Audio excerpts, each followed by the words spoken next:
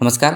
देखिए, आज के इस वीडियो में हम लोग कंप्लीट पॉलिटी को कवर करने वाले हैं। आर्टिकल 1 से लेकर 395 तक में जो भी इम्पोर्टेंट आर्टिकल होता है उन सबको हम लोग इस वीडियो में पूरा कंप्लीट करेंगे, जो कि एग्जाम के लिए बहुत ज़्यादा इंपॉर्टेंट होते हैं। हर बार जो है एग्जाम में इनसे प्रश्न पूछा जाता है, तो ये वीडियो जो है आपके लिए बहुत ज़्यादा इंपॉर्टेंट होने वाला है। अगर आपको पहले से पता है तो ये आपका रिविजन हो जाएगा। रिविजन के तौर पर वीडियो को देखिएगा। अगर आपको नहीं पता है तो आप जो है इसमें जान जाइएगा, समझ जाइएगा कि ये सब क्या होते हैं। तो चलिए हम लोग वीडियो को शुरू करते हैं। तो आइए हम लोग बेसिक से शुरुआत करते हैं। और ये सभी को पता भी होना चाहिए कि हमारा भारतीय संविधान कब बनकर तैयार हुआ। तो 26 नवंबर 1949 को ही जो है ये पूरी तरीक़ा से बनकर तैयार हो गया था। और इसको लागू कब किया गया? तो 26 जनवरी 1950 को इसको लागू किया गया। तो ये बातें जो है सबको ध्यान रखना चाहिए। अब देखिए, जब संविधान हमारा बना तो उस संविधान को मूल संविधान कहा जाता है।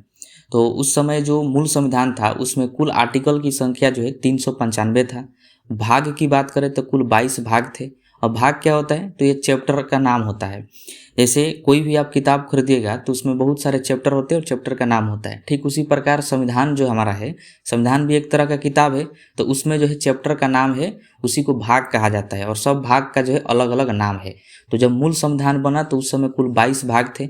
अनुसूची की बात करें तो कुल 8 अनुसूची थे। ठीक है। अब समय के साथ साथ जो है संविधान में संशोधन किया गया तो आर्टिकल भी बढ़ गए, भाग भी बढ़ गए और अनुसूचियाँ भी बढ़ गई।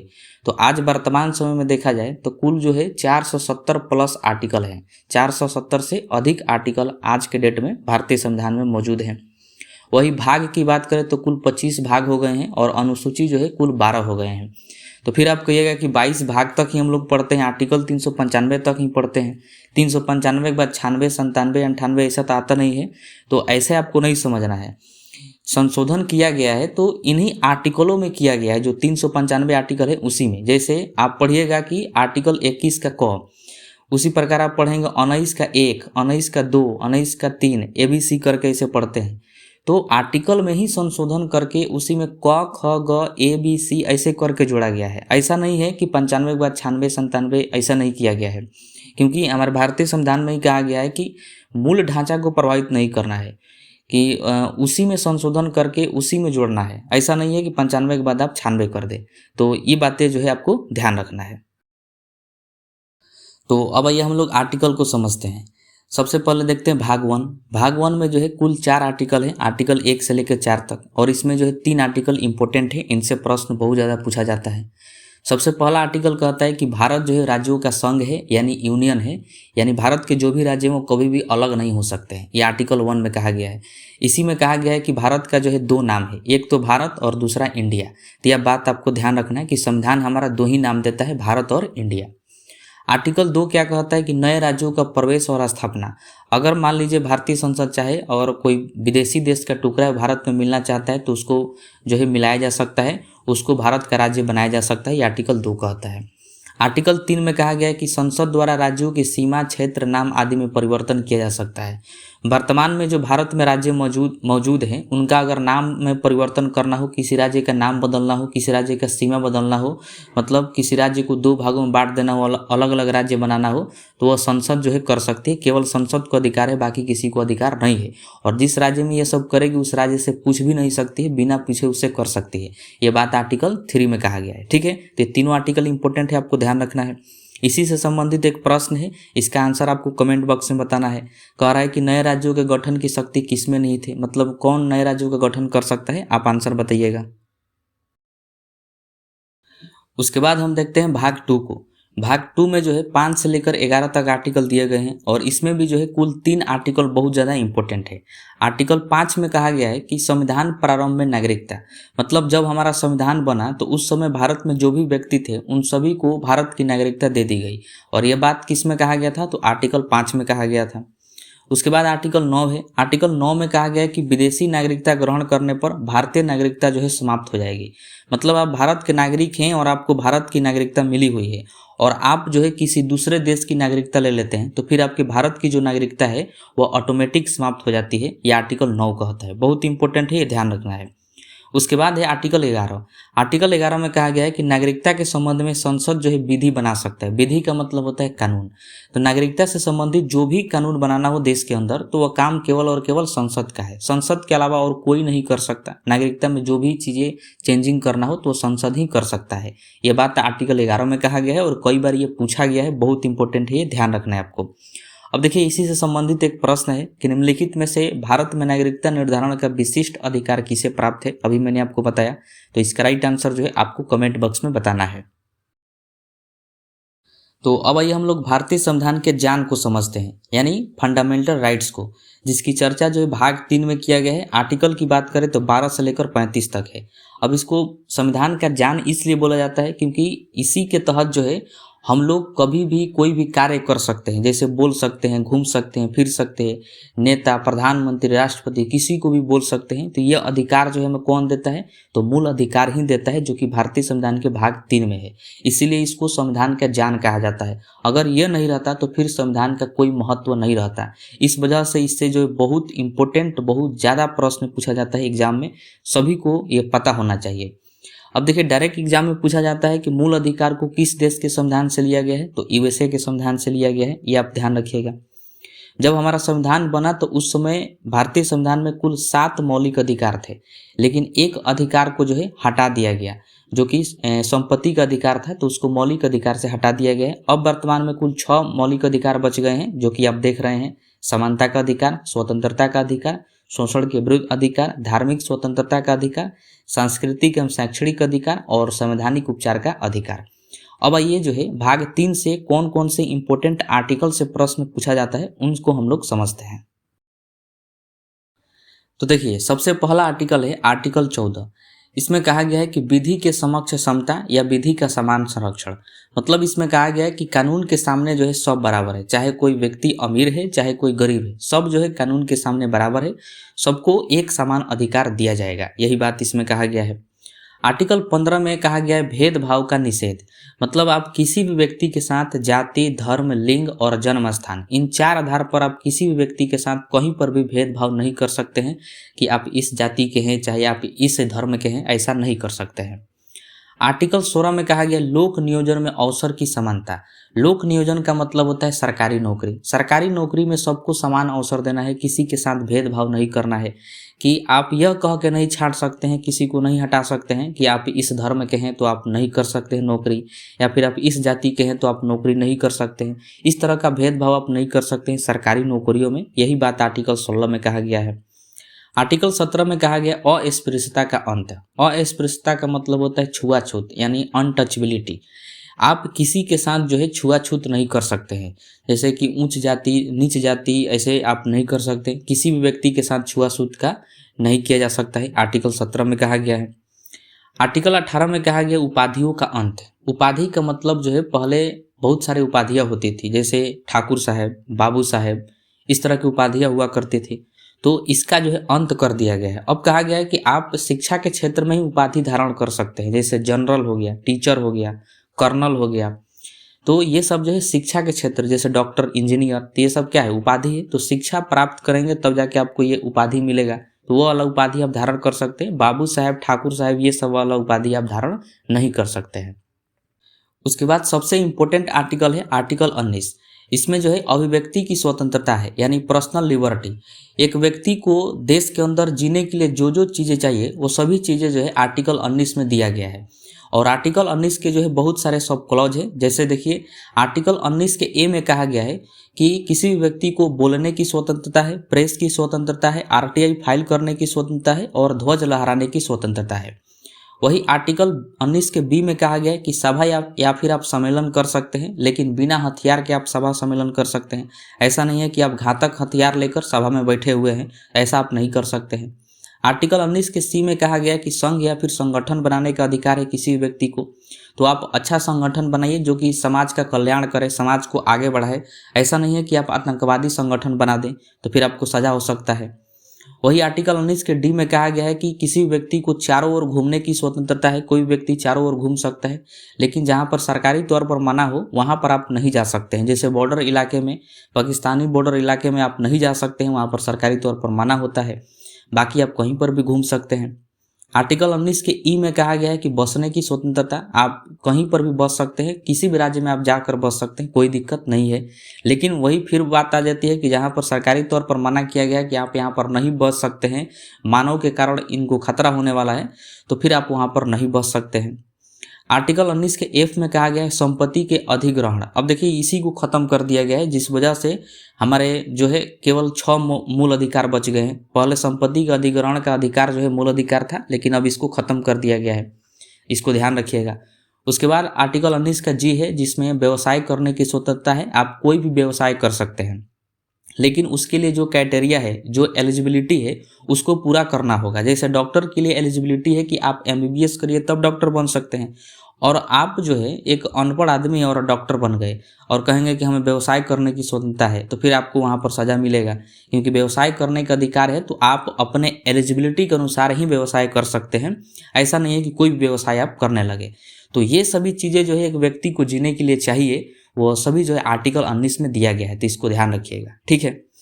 उसके बाद है आर्टिकल 21। इसमें जो है प्राण एवं दैहिक स्वतंत्रता है कि आप किसी का प्राण नहीं ले सकते हैं और ना ही आपका कोई दूसरा प्राण ले सकता है। और इसमें जो है कई बार संशोधन किया जा चुका है, बहुत सारी चीज़ें जो है सुप्रीम कोर्ट के द्वारा इसमें जोड़ा जाता है। अगर इसका डिटेल्स वीडियो देखना चाहते हैं तो प्लेलिस्ट है पॉलिटी का, उसमें आप जो है आर्टिकल 21 को विस्तार से समझ सकते हैं। केवल आपको यहाँ पर ध्यान रखना है कि इसमें प्राण एवं दैहिक स्वतंत्रता की चर्चा किया गया है आर्टिकल 21 में, ठीक है। उसके बाद देखिए संशोधन करके जोड़ा गया आर्टिकल 21 का क। इसमें कहा गया है कि 6 से 14 वर्ष के जो बच्चे हैं उनको निःशुल्क शिक्षा देना सरकार की जिम्मेवारी है। निःशुल्क शिक्षा सरकार देगी उनको। जैसे जब बच्चा जो है 8वीं क्लास तक रहता है तो सरकार उसको फ्री में पढ़ाती है, निःशुल्क पढ़ाती है। तो ये बात किस में कहा गया है? आर्टिकल 21 के क में कहा गया है, ठीक है। उसके बाद है आर्टिकल 23। इसमें जो है बलात् श्रम, बंधुआ मजदूरी, इन सब पर रोक लगाया गया है। बलात् श्रम का मतलब होता है कि आप किसी से ज़बरदस्ती कार्य नहीं करा सकते हैं, कोई भी कार्य। बंधुआ मजदूरी का मतलब होता है कि आप किसी को जो है परमानेंट अपना नौकर बना लिए हैं और उस काम के बदले आप उसको पैसा नहीं दे रहे हैं, तो उसको बंधुआ मजदूरी कहते हैं। तो इन सभी चीज़ों पर रोक लगाया गया है आर्टिकल 23 के तहत। यानी कुल मिला जुलाकर आप किसी भी व्यक्ति का शोषण नहीं कर सकते हैं, यही बात इसमें कहा गया है। अगला है आर्टिकल 24। इसमें कहा गया है कि 14 वर्ष से कम उम्र के बच्चों को खतरनाक काम में लगाने पर रोक। मतलब जिनकी उम्र 14 वर्ष से कम है, आप उनसे किसी भी तरह का खतरनाक काम नहीं करा सकते हैं। जैसे फैक्ट्रियों में काम होता है, कंपनियों में काम होता है, मजदूरी के तौर पर जो काम होता है, तो ये सब कार्य नहीं करा सकते हैं अगर किसी व्यक्ति का उम्र 14 वर्ष से कम है तो, ठीक है। अगला है आर्टिकल 29। इसमें है अल्पसंख्यकों के हितों का संरक्षण। अब देखिए अल्पसंख्यक का मतलब क्या होता है? तो जिनकी संख्या देश में कम है, जिन धर्म की संख्या देश में कम है, उनको अल्पसंख्यक कहते हैं। जैसे भारत में जो है हिंदू बहुसंख्यक है, क्योंकि हिंदुओं की संख्या यहाँ पर अधिक है, और बाकी धर्म जो है अल्पसंख्यक हो जाएंगे क्योंकि उनका संख्या जो है कम है। तो उन्हीं के जो हितों का संरक्षण दिया गया है आर्टिकल 29 में, यह ध्यान रखिएगा, कई बार ये पूछा गया है। अगला है आर्टिकल 30। इसमें जो है अल्पसंख्यकों के शिक्षा का संरक्षण है। मतलब शिक्षा का संरक्षण का मतलब जैसे कोई अल्पसंख्यक है, जैसे मान लीजिए मुस्लिम है, तो मुस्लिम भारत में अल्पसंख्यक है क्योंकि उनकी संख्या कम है और वो चाहते हैं कि हम हिंदी नहीं पढ़ेंगे, तो मत पढ़ो हिंदी, आप अपना विश्वविद्यालय खोलिए, उर्दू विश्वविद्यालय खोलिए। यह अधिकार दिया गया आर्टिकल 30 में। इसमें कहा गया अल्पसंख्यकों के शिक्षा का संरक्षण। मतलब अगर शिक्षा आप अपने धर्म के अनुसार चाहते हैं तो आप अपना विश्वविद्यालय खोल सकते हैं, सरकार आपको जो है अनुदान देगी, सरकार आपको खर्च देगी, यही बात इसमें कहा गया है। और अगला सबसे मोस्ट इम्पोर्टेंट है आर्टिकल 32। इसमें है संवैधानिक उपचार का अधिकार। और यह जो है इस अगर किसी व्यक्ति का मूल अधिकार का हनन होता है तो इस आर्टिकल के तहत आप डायरेक्टली सुप्रीम कोर्ट जा सकते हैं। जैसे आपको बोलने की आज़ादी को छीन लिया गया, घूमने की आज़ादी को छीन लिया गया, बाहर निकलने की आज़ादी को छीन लिया गया, तो ये आपके मूल अधिकार का हनन है। तो आप इस आर्टिकल के तहत डायरेक्टली जो है सुप्रीम कोर्ट जा सकते हैं या फिर हाई कोर्ट जा सकते हैं, और हाई कोर्ट सुप्रीम कोर्ट द्वारा उस व्यक्ति को फटकार लगाया जाएगा। यह अधिकार देता है आर्टिकल 32।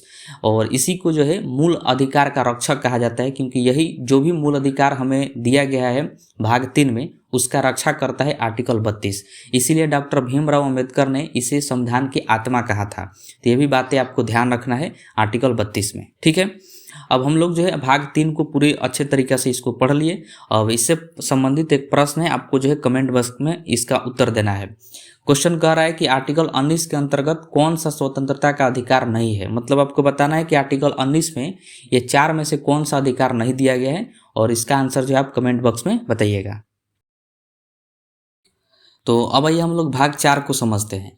देखिए भाग 4 में जो है डीपीएसपी की जिक्र किया गया है। डीपीएसपी का मतलब होता है directive principles of state policy, यानी राज्य के नीति निर्देशक तत्व। इसमें आर्टिकल 36 से लेकर 51 तक है। अगर आपसे कोई पूछे कि डीपीएसपी और फंडामेंटल राइट्स इन दोनों में क्या अंतर है, तो आपको एक बार में ही उत्तर देना है कि जो मूल अधिकार है वह सरकार हमें देगी ही देगी, हमें हर हाल में वो चाहिए ही चाहिए, मूल अधिकार। लेकिन अगर डीपीएसपी की बात करें तो यह है कि सरकार के पास अगर धन आएगा तो ही सरकार हमें दे सकती है, तो ही सरकार डीपीएसपी में जो भी बातें लिखी गई है वो उपलब्ध करा सकती है। अगर सरकार के पास धन नहीं है तो सरकार जो उसके लिए माना कर सकती है, लेकिन मूल अधिकार के लिए सरकार कभी भी माना नहीं कर सकती है। ये बातें जो है आपको बताना है, ठीक है। अब इसमें 36 से लेकर 51 तक आर्टिकल है, तो जो इंपॉर्टेंट है उसको हम लोग समझ लेते हैं। आर्टिकल 39, इसमें कहा गया है कि पुरुष और स्त्री को समान कार्य के लिए समान वेतन। मतलब कोई भी कार्य हो उसमें पुरुष भी कार्य कर सकते हैं, महिला भी कार्य कर सकती है, तो उनको समान वेतन देना है। लेकिन ये केवल सरकारी नौकरियों में ही देखने को मिलता है, प्राइवेट संस्थानों में देखने को नहीं मिलता है। जैसे प्राइवेट स्कूल में एक टीचर को 15,000 दिया जाता है तो एक महिला टीचर को 6,000 दिया जाता है, मतलब उसे आधे से भी कम दे दिया जाता है। तो वहाँ पर तो समान कार्य के लिए समान वेतन नहीं हुआ। लेकिन वही देखिए सरकारी में, अगर सरकारी टीचर को 50,000 मिल रहा है तो महिला टीचर अगर है तो उसको भी 50,000 ही दिया जाता है, क्योंकि समान कार्य के लिए समान वेतन देना है स्त्री और पुरुष दोनों को। ये बात आर्टिकल 39 में कहा गया है। आर्टिकल 40 इंपॉर्टेंट है, ध्यान रखना है। ग्राम पंचायतों का गठन है, मतलब जो पंचायत होता है उसका जो है गठन करना है। जैसे बिहार में जो है पंचायतों का गठन हो चुका है, सभी राज्यों में पंचायत नहीं है ग्राम पंचायत, कुछ कुछ राज्यों में है ग्राम पंचायत, ये ध्यान रखिएगा। उसके बाद है आर्टिकल 43, इसमें है कर्मकारों को निर्वाह योग्य मजदूरी। कर्मकार का मतलब होता है कि जितने भी मजदूर हैं उनको निर्वाह योग्य मजदूरी देना है, कि वो अपना उतना उनको मजदूरी दीजिए कि वो अपना जीवन यापन कर सके, अपना परिवार चला सके। हालांकि मेरी मानना है कि इसको जो है फंडामेंटल राइट्स में जोड़ देना चाहिए, क्योंकि आज के डेट में ये सब देखने को नहीं मिलता है कि किसी व्यक्ति को निर्वाह योग्य मजदूरी। महंगाई जो है बढ़ गई है, लेकिन मजदूरी आज भी उतना ही है किसी भी व्यक्ति का। उसके बाद है आर्टिकल 43 का क, इसमें है उद्योग प्रबंधन में श्रमिकों की भागीदारी। उद्योग प्रबंधन का मतलब हुआ कि उद्योग से संबंधित जो भी नियम कानून बनेगा उसमें श्रमिकों को शामिल करना आवश्यक होगा। जैसे उद्योग प्रबंधन में बहुत सारे लोग मिल के, जो उद्योग का टीम होता है वो मिल के कोई भी नियम कानून बना देते हैं, मजदूरों के खिलाफ बना देते हैं और मजदूरों को परेशानी झेलना पड़ता है। तो आर्टिकल 43 के क संशोधन करके जोड़ा गया और कहा गया कि उद्योग का प्रबंधन जो भी होगा, जो भी नियम कानून बनेगा उसमें श्रमिक भी शामिल होंगे, ताकि वो समझ सके कि हमारे खिलाफ कोई कार्य तो नहीं हो रहा है। तो यही बात इसमें कहा गया है। उसके बाद है आर्टिकल 44, इसमें है एक समान नागरिक संहिता। नागरिक संहिता का मतलब होता है कि पूरे देश में विवाह का और तलाक का सभी धर्मों के लिए नियम कानून सेम हो। क्योंकि आज के डेट में देखिए भारत में जो है मुस्लिम धर्म जो है अलग तरीका से विवाह करता है, हिंदू धर्म अलग तरीका से विवाह करता है। मुस्लिम धर्म में अलग तरीका से तलाक लिया जाता है, हिंदू धर्म में अलग तरीका से तलाक लिया जाता है। सब अलग अलग है, एक देश है और सब धर्म में अलग अलग विवाह और तलाक के शर्त अलग अलग हैं। जब नागरिक संहिता आ जाएगा तो सभी धर्मों में विवाह और तलाक की शर्तें जो एक ही हो जाएगी। यही बात आर्टिकल 44 में कहा गया है। उसके बाद है आर्टिकल 45, इसमें है कि 6 वर्ष तक बच्चों के स्वास्थ्य का ध्यान रखना सरकार का जिम्मेवारी होगा। जो 0 वर्ष से लेकर 6 वर्ष तक के जो बच्चे हैं उनका स्वास्थ्य का ध्यान जो है सरकार रखती है। अब ऐसा नहीं है कि सरकार हमेशा रखेगी, सरकार के पास जैसे जैसे धन आएगा वैसे वैसे ध्यान रखेगी। हालांकि हमेशा फिलहाल जो है रख रही है। जैसे पोलियो का ड्रॉप पिलाया जाता है, बहुत सारे टीका लगाया जाता है छोटे बच्चों को, तो वह सरकार जो है फ्री में करती है आर्टिकल 45 के तहत। उसके बाद है आर्टिकल 48 का क, ये देखिए इंपॉर्टेंट है। इसमें है कि वन एवं वन्य जीवों की रक्षा करना, ये भी जो है सरकार की जिम्मेवारी है। वन का रक्षा करना सरकार करेगी, वन्य जीव जो भी वन में जीव है उनकी भी रक्षा करना सरकार की जिम्मेवारी है। अगर सरकार नहीं कर रही है तो फिर इसके लिए आप कुछ नहीं कर सकते हैं, क्योंकि ये डीपीएसपी है। जैसे जैसे सरकार के पास संसाधन आएगा, धन आएगा, वैसे वैसे इसमें इम्प्रूवमेंट होता रहेगा। उसके बाद है आर्टिकल 50, इसमें है न्यायपालिका को कार्यपालिका से अलग करना। न्यायपालिका का मतलब हुआ सुप्रीम कोर्ट हो गया, हाई कोर्ट हो गया जो न्याय देता है, और कार्यपालिका का मतलब हो गया एसपी, डीएसपी, डीएम, पुलिस दरोगा, ये कार्यपालिका हो गया। तो इन दोनों को अलग किया गया है। अलग करने का मतलब है इन दोनों में कोई संबंध नहीं रखा गया है। अगर दोनों में संबंध रख लिया जाए, मिली भगत हो जाएगा, तो फिर न्याय नहीं हो पाएगा देश में। तो इसलिए 50 में कहा गया है न्यायपालिका को कार्यपालिका से अलग कर देना है। ठीक है। अगला है आर्टिकल 51। इसमें है अंतर्राष्ट्रीय शांति और सुरक्षा स्थापित करना। पूरे देश में, अंतर्राष्ट्रीय या फिर पूरे विश्व में, ऐसा नहीं होना चाहिए कि भारत की वजह से पूरे विश्व में अशांति फैल जाए, या फिर अगर भारत की वजह से फैला है तो उसको जो है अंतर्राष्ट्रीय मध्यस्थता के द्वारा सुलझा देना है। मतलब मीटिंग वेटिंग करके उस अशांति को जो है शांति में बदल देना है। यही बात आर्टिकल 51 में कहा गया है। ठीक है। तो हम लोग भाग 4 को जो है, जो भी इंपॉर्टेंट था सभी को हम लोग कंप्लीट कर लिए। अब इससे संबंधित एक प्रश्न है, आपको जो है जवाब देना है। आप पढ़ चुके हैं। क्वेश्चन कह रहा है कि संविधान के किस अनुच्छेद के द्वारा उद्योग के प्रबंधन में कर्मचारी की भागीदारी का प्रावधान किया गया है। तो इसमें से जो है आपको राइट आंसर बताना है कि किसमें दिया गया है। तो अब आइए हम लोग भाग 5 को समझते हैं। देखिए, इसमें जो है संघ का जिक्र किया गया है। संघ का मतलब जो केंद्र सरकार में होता है वो वाला संघ का बात किया गया है। इसमें जो है आर्टिकल 52 से लेकर 1 से 51 तक पढ़ना होता है। इसमें यह बहुत ज़्यादा इंपॉर्टेंट टॉपिक है। अगर आप इस भाग 5 को कंप्लीट कर लेते हैं तो समझिए कि आपका पूरा पॉलिटी जो है कंप्लीट हो गया, क्योंकि इसी से सबसे ज़्यादा प्रश्न पूछा जाता है किसी भी एग्जाम में। ठीक है। और इसी में राष्ट्रपति, उपराष्ट्रपति, प्रधानमंत्री, मंत्रिपरिषद, इन सबको पढ़ना होता है। तो आइए हम सबसे पहले राष्ट्रपति को समझते हैं। इसमें जो है राष्ट्रपति का जिक्र आर्टिकल 52 से लेकर 62 तक किया गया है। तो यह ध्यान रखिएगा, डायरेक्टली एग्जाम में पूछा जाता है कि राष्ट्रपति का जिक्र कहाँ से कहाँ तक है। तो आर्टिकल 52 से लेकर 62 तक है। ठीक है। अब देखिए, आर्टिकल 52 में राष्ट्रपति के पद के बारे में बताया गया है कि भारत में एक राष्ट्रपति का पद होगा। उसके बाद आर्टिकल 54 में कहा गया है कि राष्ट्रपति का निर्वाचन के बारे में बताया गया है कि राष्ट्रपति का चुनाव किया जाएगा, निर्वाचन किया जाएगा, और इसके निर्वाचन में जो है जितने भी निर्वाचित सदस्य होते हैं वो सब के सब भाग लेते हैं। तो यह बात आपको ध्यान रखना है। उसके बाद आर्टिकल 56 है। इसमें राष्ट्रपति के कार्यकाल के बारे में बताया गया है। राष्ट्रपति का कार्यकाल जो है वो 5 वर्ष का होता है। 5 वर्ष से पहले आप उनको नहीं हटा सकते हैं। उसके बाद आर्टिकल 57, इसमें पुनः निर्वाचन की पात्रता दी गई है। मतलब एक व्यक्ति को दोबारा भी राष्ट्रपति नियुक्त किया जा सकता है। जैसे बहुत ऐसे राष्ट्रपति हुए भारत के जो कि उनको दोबारा निर्वाचित किया गया। तो कोई एक व्यक्ति है तो वो कितनी भी बार भी वो भारत का राष्ट्रपति बन सकता है। ये बात आपको ध्यान रखना है, आर्टिकल 57 में ये सभी इंपॉर्टेंट है। उसके बाद है आर्टिकल 58। इसमें राष्ट्रपति बनने के लिए योग्यता की जिक्र किया गया है कि क्या क्या योग्यता होनी चाहिए। जैसे कि भारत का नागरिक हो, पागल या फिर दिवालिया ना हो, 35 वर्ष आयु हो गया हो या फिर 35 वर्ष से अधिक हो, 35 वर्ष से कम नहीं होना चाहिए, लोकसभा के सदस्य बनने की योग्यता रखता हो, किसी भी लाभ के पद पर ना हो, और 50 प्रस्तावक और 50 अनुमोदक हो। तो ये सभी योग्यता जिसमें होती है तो वह भारत का जो है राष्ट्रपति बन सकता है। उसके बाद भी अगर आप चुनाव जीतिएगा तब राष्ट्रपति आप बन सकते हैं। ठीक है। उसके बाद है आर्टिकल 60। ये सबसे इंपॉर्टेंट है, कई बार पूछा गया है। इसमें राष्ट्रपति के शपथ का जिक्र किया गया है कि राष्ट्रपति जो है उनको शपथ कौन दिलाता है। तो जो सुप्रीम कोर्ट का मुख्य न्यायाधीश है यानी CJI, chief justice of India, वह जो है राष्ट्रपति को शपथ दिलाते हैं। तो ये बात आपको ध्यान रखना है। कई बार ये पूछा गया है कि राष्ट्रपति को शपथ कौन दिलाते हैं। तो CJI दिलाते हैं, जो कि सुप्रीम कोर्ट का मुख्य न्यायाधीश होता है, और आर्टिकल 60 में इसका जिक्र किया गया है। उसके बाद है आर्टिकल 61। इसमें महाभियोग का जिक्र किया गया है। महाभियोग का मतलब होता है राष्ट्रपति को हटाने की प्रक्रिया, उसी को महाभियोग कहते हैं। जैसे राष्ट्रपति अगर संविधान का उल्लंघन कर देते हैं तो फिर राष्ट्रपति पर जो है महाभियोग चलाकर और उनको उनके पद से हटा दिया जाता है। तो पूछा जाता है कि महाभियोग की प्रक्रिया को किस देश के संविधान से लिया गया है। तो USA के संविधान से लिया गया है, ये ध्यान रखिएगा। और पहले जो है कि इसको किसी भी सदन में पेश किया जा सकता है महाभियोग की प्रक्रिया को, ये भी बहुत इंपॉर्टेंट है। जैसे 2 सदन होता है, लोकसभा और राज्यसभा।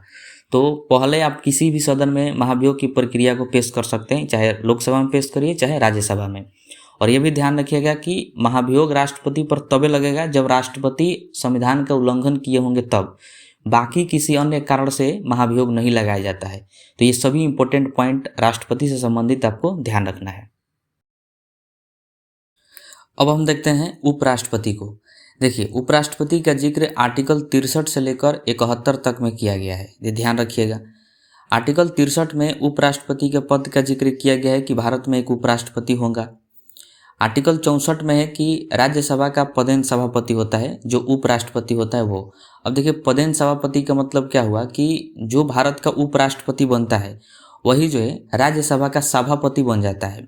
क्योंकि राज्यसभा का सभापति का जो पद है वो अलग से नहीं होता है, जो भी भारत का उपराष्ट्रपति बनेगा वही जो है राज्यसभा का सभापति बन जाएगा। इसीलिए कहा जाता है कि जो उपराष्ट्रपति होता है वो राज्यसभा का पदेन सभापति होता है। ठीक है, और ये आर्टिकल 64 में कहा गया है। आर्टिकल 65 में है कि उपराष्ट्रपति कार्यवाहक राष्ट्रपति होता है। कार्यवाहक राष्ट्रपति का मतलब हुआ कि जब राष्ट्रपति अपने पद पर नहीं रहेंगे और मतलब राष्ट्रपति का पद जो है कुछ समय के लिए खाली रहेगा तो उस स्थान पर जो है उपराष्ट्रपति को राष्ट्रपति बना दिया जाता है, तो उसी को कहते हैं कार्यवाहक राष्ट्रपति, तो जो कि उपराष्ट्रपति होते हैं। ठीक है, उसके बाद है आर्टिकल 66। इसमें उपराष्ट्रपति के चुनाव का जिक्र किया गया है कि उपराष्ट्रपति के चुनाव कैसे होगा, कौन कौन इसमें भाग लेगा। तो ये इंपॉर्टेंट है, ये ध्यान रखिएगा कि उपराष्ट्रपति के चुनाव में लोकसभा के सभी सदस्य भाग लेते हैं, राज्यसभा के सभी सदस्य भाग लेते हैं, लेकिन विधानसभा और विधान परिषद इसके सदस्य जो है उपराष्ट्रपति के चुनाव में भाग नहीं लेते हैं। ये बात आपको ध्यान रखना है। उसके बाद आर्टिकल 69 है, इसमें उपराष्ट्रपति के शपथ का जिक्र किया गया है। तो उपराष्ट्रपति को शपथ कौन दिलाता है, तो राष्ट्रपति दिलाते हैं, और उपराष्ट्रपति अपना त्याग पत्र भी राष्ट्रपति को ही देता है। ये दोनों बातें आपको ध्यान रखना है। ठीक है, उसके बाद है आर्टिकल 72। इसमें जो है राष्ट्रपति की क्षमादान शक्ति है। क्षमादान शक्ति का मतलब राष्ट्रपति जो है किसी के भी सजा को 5 तरह से माफ कर सकते हैं। कितने तरह से, तो 5 तरह से, और पांचों इंपॉर्टेंट है। पहला है पूर्ण क्षमा, दूसरा लघुकरण, तीसरा परिहार, चौथा जो है विराम, और पांचवा है प्रतिलंबन। तो इस 5 प्रकार से किसी भी व्यक्ति के राष्ट्रपति जो है क्षमा उसके सजा को माफ कर सकते हैं। ये बात आपको ध्यान रखिएगा, आर्टिकल 72 में दिया गया है। ठीक है, उपराष्ट्रपति की योग्यता की बात करें तो वही योग्यता हो जाएगा जो राष्ट्रपति की योग्यता है कि भारत का नागरिक होना चाहिए और 35 वर्ष से अधिक आयु होना चाहिए, और राज्यसभा का सदस्य बनने की योग्यता रखता हो तो वही जो है उपराष्ट्रपति का भी योग्यता हो जाता है, जो कि राष्ट्रपति का होता है वही। ठीक है, चलिए इसी से संबंधित एक प्रश्न है कि उपराष्ट्रपति की शपथ की चर्चा किस आर्टिकल में है। तो आपको कमेंट बॉक्स में इसका आंसर बताना है कि उपराष्ट्रपति की शपथ की चर्चा जो है किस अनुच्छेद में किया गया है। तो अब आइए हम लोग मंत्रिपरिषद और प्रधानमंत्री को समझते हैं। देखिए आर्टिकल 74 में राष्ट्रपति के सहायता एवं सलाह के लिए एक मंत्रिपरिषद होगा। मंत्रिपरिषद का मतलब होता है सरकार। तो आर्टिकल 74 में कहा गया है कि राष्ट्रपति को सहायता और सलाह देने के लिए एक सरकार होगी, यानी एक मंत्रिपरिषद का गठन किया जाएगा। ये बात आर्टिकल 74 में कहा गया है, यह ध्यान रखिएगा। उसके बाद है आर्टिकल 75। इसमें पीएम की नियुक्ति के बारे में कहा गया है कि प्रधानमंत्री की नियुक्ति जो है राष्ट्रपति करते हैं, और जब राष्ट्रपति प्रधानमंत्री की नियुक्ति कर देते हैं तो उसके बाद मंत्रिपरिषद में जितने भी मंत्री होते हैं उन सब का नियुक्ति भी राष्ट्रपति करते हैं, लेकिन प्रधानमंत्री के सलाह पर करते हैं। तो ये बात आपको ध्यान रखना है कि सबसे पहले जो है प्रधानमंत्री की नियुक्ति राष्ट्रपति के द्वारा की जाती है। उसके बाद जब प्रधानमंत्री नियुक्त हो जाते हैं तो उसके बाद राष्ट्रपति जो है अन्य मंत्रियों की नियुक्ति करते समय प्रधानमंत्री से सलाह लेते हैं कि किस व्यक्ति को कौन सा मंत्री बनाया जाए, और उसके बाद राष्ट्रपति उस व्यक्ति को मंत्री नियुक्त कर देते हैं। ये बात आपको ध्यान रखना है। अगर प्रधानमंत्री को अपना त्यागपत्र देना हो तो किसको देंगे, तो राष्ट्रपति को ही देते हैं। तो ये भी ध्यान रखिएगा कि प्रधानमंत्री अपना त्यागपत्र राष्ट्रपति को देते हैं। ठीक है, और देखिए मंत्रिपरिषद में जितने भी मंत्री होते हैं वो राष्ट्रपति के प्रसाद पर्यंत होते हैं। प्रसाद पर्यंत का मतलब राष्ट्रपति की इच्छा अनुसार होते हैं। जिस दिन चाहे राष्ट्रपति तो उनको उनके पद से हटा सकते हैं, और सभी मंत्रियों को भी शपथ दिलाने का काम राष्ट्रपति का ही है। यह भी आपको ध्यान रखना है। ठीक है, अब देखिए मंत्रिपरिषद में 3 तरह के मंत्री होते हैं। एक होता है कैबिनेट मंत्री, दूसरा राज्य मंत्री, और तीसरा होता है उप मंत्री। कैबिनेट मंत्री जो है वो राज्य मंत्री की सहायता कैबिनेट मंत्री की सहायता जो है राज्य मंत्री करते हैं, और राज्य मंत्री की सहायता जो है उप मंत्री करते हैं। तो ये बातें आपको ध्यान रखना है। ठीक है, उसके बाद है आर्टिकल 78। इसमें कहा गया है कि पीएम का यह कर्तव्य है कि वो मंत्रिपरिषद की जानकारी जो है राष्ट्रपति को दे। मतलब मंत्रिपरिषद में यानी सरकार के अंदर क्या क्या हो रही है उन सब की जानकारी जो है पीएम जो है राष्ट्रपति को देंगे। ये पीएम का कर्तव्य है। यही बात आर्टिकल 78 में कहा गया है। ठीक है, उसके बाद देखिए आर्टिकल 76 की बात करें तो इसमें महान्यायवादी का जिक्र है, और यानी अटॉर्नी जनरल, और सबसे इम्पोर्टेंट होता है। महान्यायवादी का मतलब हुआ कि सरकार को कानूनी सहायता और सलाह देने के लिए एक व्यक्ति नियुक्त किया जाता है, एक वकील नियुक्त किया जाता है, उसी को महान्यायवादी कहते हैं केंद्र सरकार का। इसी को कहा जाता है कि महान्यायवादी जो है वह केंद्र सरकार का प्रथम विधि अधिकारी होता है, यानी कानूनी सलाह देता है किसी भी मुद्दे पर। अब इससे संबंधित प्रश्न पूछा जाता है कि महान्यायवादी की नियुक्ति कौन करता है, तो राष्ट्रपति करते हैं। यह ध्यान रखिएगा। और ये केंद्र सरकार का प्रथम विधि अधिकारी होता है, विधि सलाहकार होता है। और महान्यायवादी जो है वो संसद के कार्रवाई में बैठ सकता है, संसद के कार्रवाई में भाग ले सकता है, लेकिन जब वोट की बारी आती है, वोट देना होता है संसद में, तो ये वोट नहीं देता है। ये कई बार पूछा गया है, ये इसको ध्यान रखना है कि महान्यायवादी संसद की कार्रवाई में भाग लेता है, संसद में बैठता है, लेकिन वोट कभी भी नहीं देता, क्योंकि यह जो है जनता के द्वारा निर्वाचित नहीं है, इसको तो राष्ट्रपति चुने हैं, इसलिए वोट नहीं देता है। ठीक है, ध्यान रखिएगा। योग्यता की भी इसकी अगर बात करें तो वही योग्यता है कि ये भारत का नागरिक होना चाहिए, और इसमें एक एक्स्ट्रा योग्यता है कि 5 साल तक किसी भी हाई कोर्ट में ये जज रहा हो, या फिर 10 साल तक किसी भी हाई कोर्ट में ये वकील रहा हो। और राष्ट्रपति के नज़र में अगर अच्छा कानून का जानकार है तो फिर राष्ट्रपति जो है महान्यायवादी नियुक्त कर देते हैं भारत सरकार का। ठीक है, तो इसके जिक्र जो है आर्टिकल 76 में किया गया है। तो ये सभी पॉइंट्स जो है आपको ध्यान रखना है। तो अब आइए हम लोग सबसे इम्पोर्टेंट देखते हैं संसद को। देखिए, संसद का जिक्र जो है आर्टिकल 79 में किया गया है, ये आपको ध्यान रखना है। आर्टिकल 80 में राज्यसभा का जिक्र किया गया है, और आर्टिकल 81 में लोकसभा का जिक्र किया गया है। तो तीनों जो है लाइन से आपको ध्यान रखना है, 79, 80, 81, यानी संसद, राज्यसभा, लोकसभा। ठीक है, अब देखिए लोकसभा और राज्यसभा में दोनों को जो है हम एक ही स्लाइड में समझते हैं, इसके अंतर को आपको आसानी से ये याद हो जाएगा। देखिए, लोकसभा को जो है निम्न सदन कहा जाता है, और राज्यसभा को उच्च सदन कहा जाता है।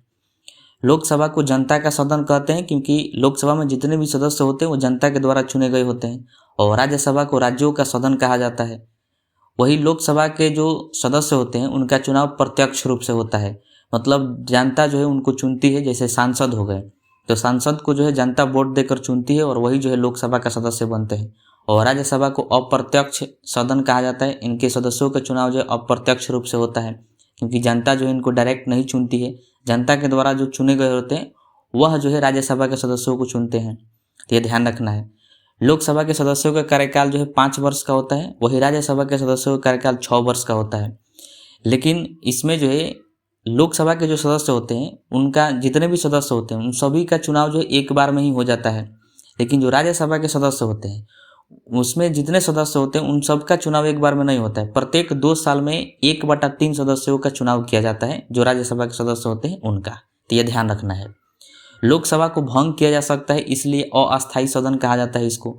अब भंग करने का मतलब क्या है कि लोकसभा का कार्यकाल जो है 5 वर्ष का होता है, तो लोकसभा को 5 वर्ष से पहले भी उसको जो है ख़त्म किया जा सकता है, उसको रद्द किया जा सकता है, इसलिए कहते हैं इसको भंग कर सकते हैं, क्योंकि सरकार गिर जाएगी तो फिर लोकसभा जो है 5 साल के अंदर भी भंग हो सकता है।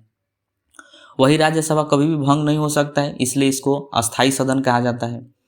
जो लोकसभा होता है इसमें जितने भी सदस्य होते हैं उनकी उम्र जो है लगभग 25 वर्ष होना चाहिए, या फिर 25 वर्ष से अधिक होना चाहिए, 25 वर्ष से कम नहीं होना चाहिए। वही राज्यसभा का सदस्य बनने के लिए 30 वर्ष उम्र होना चाहिए, या फिर 30 वर्ष से अधिक होना चाहिए, इससे कम नहीं होना चाहिए। लोकसभा में अधिकतम सदस्य की बात करें तो 552 है अभी वर्तमान में, जब तक ये वीडियो बन रहा है तब तक, हालांकि आगे जो है भविष्य में चेंज होने वाला है। तो अधिकतम सदस्यों की संख्या 552 है, 552 से कम हो सकता है लेकिन अधिक नहीं हो सकता है। वही राज्यसभा में अधिकतम सदस्यों की संख्या 250 है, 250 से कम हो सकता है लेकिन अधिक नहीं हो सकता है। ठीक है, तो ये लोकसभा और राज्यसभा में अंतर था। अब देखिए संसद का जो है 3 सत्र होता है, तीनों इंपॉर्टेंट है। एक होता है बजट सत्र, दूसरा होता है मानसून सत्र, और तीसरा होता है शीतकालीन सत्र।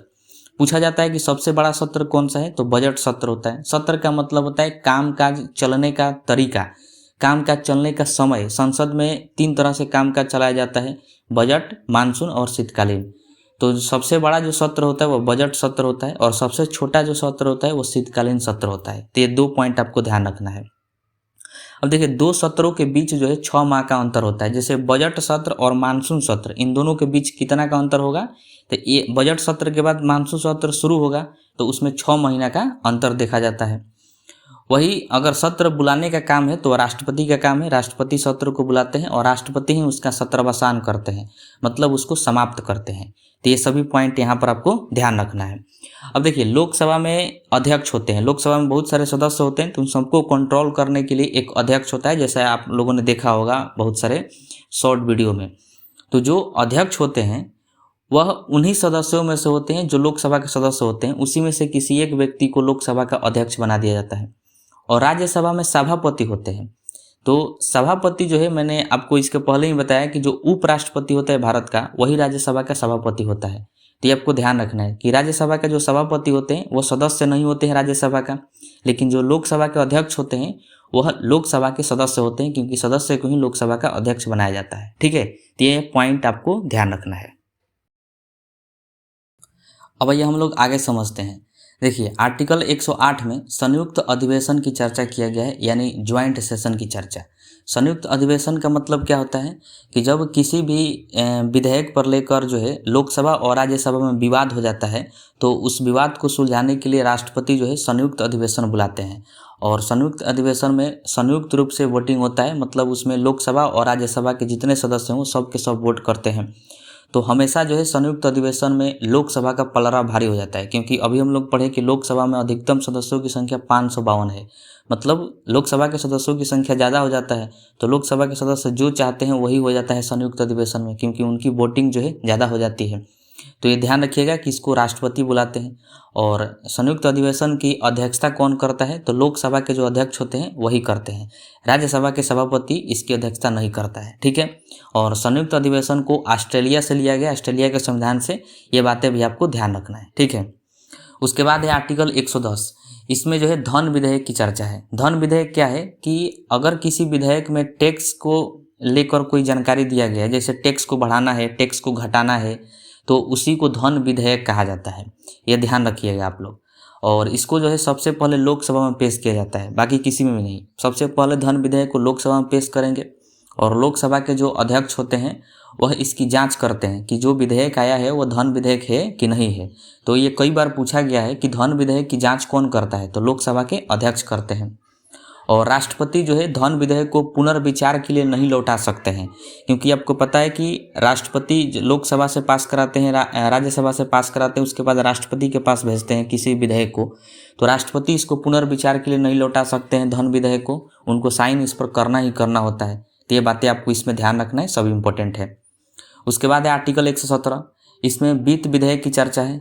वित्त विधेयक का मतलब क्या होता है, तो आगामी वर्ष के लिए जितने भी खर्चों का जिक्र होता है उसी को वित्त विधेयक कहते हैं, यानी इसी को बजट कहा जाता है। ठीक है, और इसको भी जो है किसी भी सदन में पहले प्रस्तुत किया जा सकता है। आप लोकसभा में पेश करिए चाहे राज्यसभा में पेश करिए, इससे मतलब नहीं है, किसी में पेश कर सकते हैं पहले।